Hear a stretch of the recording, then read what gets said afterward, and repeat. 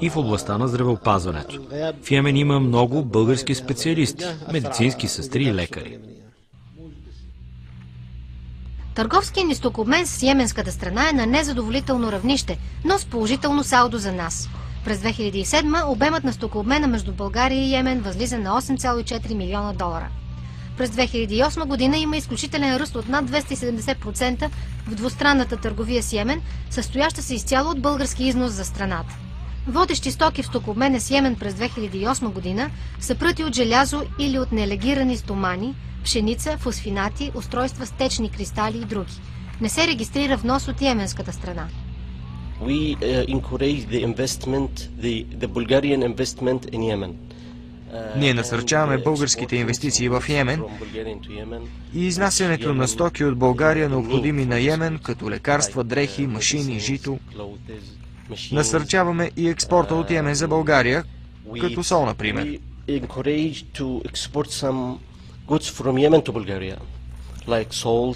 Кафе, може би?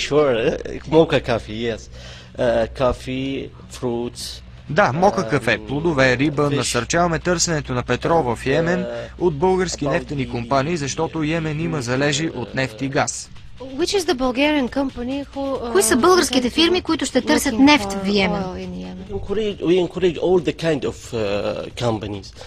Каним всички фирми. Неформално има отлични отношения между двете страни, но знаете, някои обстоятелства в България и в Йемен правят отношенията ни не такива, каквито бихме желали.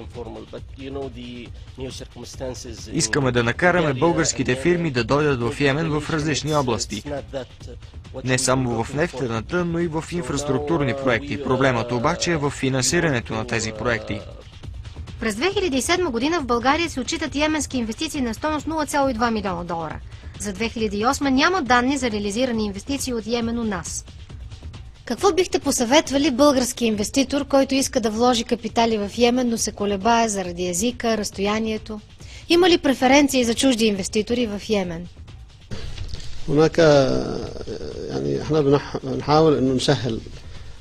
Закона на инвестициите в Република Йемен дава големи улеснения и привилегии на чужестранните инвеститори. Първо, този закон се отнася еднакво към йеменския и чужестранния инвеститор. Освобождава ги от много данъци. Данъци върху недвижимите имоти, от внасяне на съоръжения, освобождава ги от данък печалба за 7 години и други видове улеснения. От България за Йемен може да се изнасят лекарства, текстил, селско-стопанска техника, помпи за напояване, строителни материали и торове. От Йемен може да се внася каменна и морска сол, дълговлакнест памук, кожи, мрамор, омари и други морски и рибни продукти, по-специално риба-тон. Българските фирми искат да изпълняват обекти като язовири, пътища, тунели, летища, да са изпълнители на проекти, финансирани от арабски фондове. Главна пречка пред българските фирми обаче, кандидатстващи за изграждането на комплексни обекти и доставки за Йемен, е изискването всяко наше участие да се обвързва с предоставянето на кредити или поемането на част от финансирането на обекта.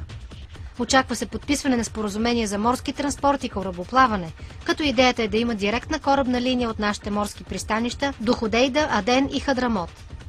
Тук компетенциите са изцяло на нашето Министерство на транспорта, но това, което аз съм наблюдавала през последната смесена комисия, е, че двете страни са в процес на преговори. Все още не е постигнато пълно съгласие по текстовете на самата спогодба, така че още не са на етап дори подписване, а след това вече ще говорим и за ратифициране.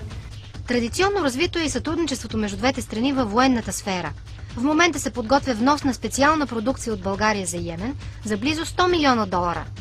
Като говорим за специална продукция, не трябва непременно да търсиме някакви оръжия и боеприпаси, защото в България съществено се е развило при простроенето, оптикоелектрониката и различни системи за осигуряване на охрана и безопасност, които също могат да бъдат част и така много съществена като високотехнологични продукти за износ. Между двете страни са обсъждани и възможностите за сътрудничество в областта на енергетиката и евентуалните доставки на втечнен газ за бъдещия терминал в Егейско или Черно море. Те ще дойдат от йеменския завод край град Мукала, който предстои да влезе в експлоатация в близко време. Установени са контакти между Български енергиен холдинг и LNG Yemen Energy за проучване на възможностите за доставки на втечнен природен газ от Йемен за България. Йеменската страна в момента изгражда терминал за втечнен природен газ, наречен Балхав, в близост до Аден. Този проект ще е на стойност близо 5 милиарда долара, като се очаква годишните приходи от него да са между 50 и 70 милиона долара годишно. ولكن نحن الآن بنحاول أن نوجد تعاون بين اليمن وبلغاريا هناك يعني مشاورات بين البلدين.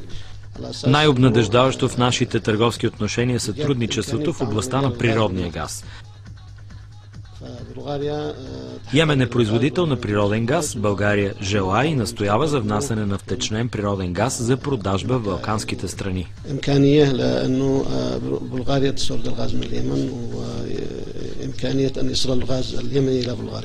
А как може да стане тази търговия? Има ли специални инсталации на пристанища за втечнен газ? Кога е реалистично да започне такава търговия?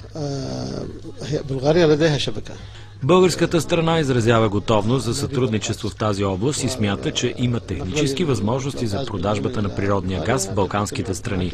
Транспортирането на природния газ от Йемен до българското пристанище е възможно. Какви са проблемите в търговските ни отношения?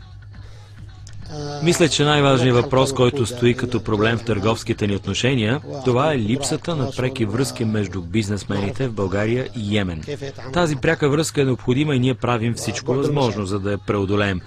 Бизнесмените в двете страни трябва взаимно да вземат участие в организираните панаири тук и там, за да знаят какво се произвежда в дадената страна и какви са нуждите на вътрешния пазар. Освен това, като проблем в нашия търговски обмен е географското разстояние и липсата на преки транспортни средства между нашите страни.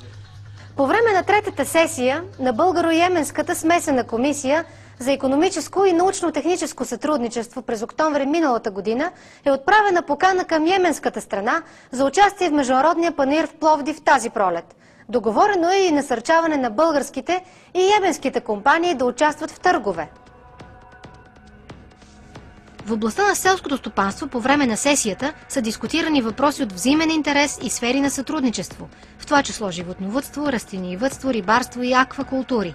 Предстои съвместно участие в петата международна изложба Аполо в периода 21-26 юни тази година. Между двете страни е проведен трети кръг преговори по проект на спогодба за морско търговско корабоплаване и споразумение за сътрудничество в областта на здравеопазването и медицинската наука. Подписани са споразумение за икономическо сътрудничество и меморандум за разбирателство между Българската изпълнителна агенция за насърчаване на малките и средни предприятия и Фонд за развитие на малките предприятия от Йемен. Обсъдени са още промените в договора за взаимно насърчаване и защита на инвестициите във връзка с ангажиментите на България като страна член на Европейския съюз. Приключи третия етап от подписването на спогодбата за избягване на двойното данъчно облагане. Беше коригирана спогодбата за защита на инвестициите по желание на българската страна поради някои европейски юридически изисквания. По време на сесията бе уточнен и въпроса за дните на България в Йемен, в които българските фирми ще вземат участие и ще популяризират българските стоки. Скоро очакваме да се осъществят посещения на делегации от двете страни, от двете министерства на външните работи.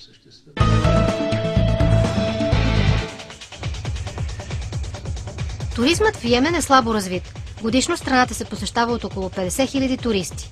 Йемен разполага с туристически зони по крайбрежието на Червено и Арабско море и Индийския океан, като най-известни са островите Камаран, Ханиш ал-Кубра, Зекер в Червено море, Сокотра с уникална флора в Арабско море, Мейюн в протока Бап-ел-Мандеб.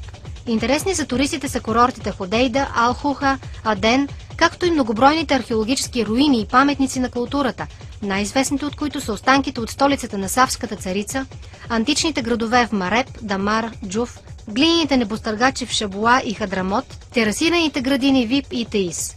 Столицата Санаа е разположена високо в планините на 2200 метра над морска височина. Скалните плата и масиви предлагат отлични условия за делтапланеризъм. Прекрасни са възможностите и за подводно гмуркане. Климатичните условия са разнообразни, от постоянна температура от 28 градуса в столицата Сана и северо-западната част на страната, до влажен тропически климат в Аден и южното крайбрежие и високи температури в пустинните части. Yemen encourage people from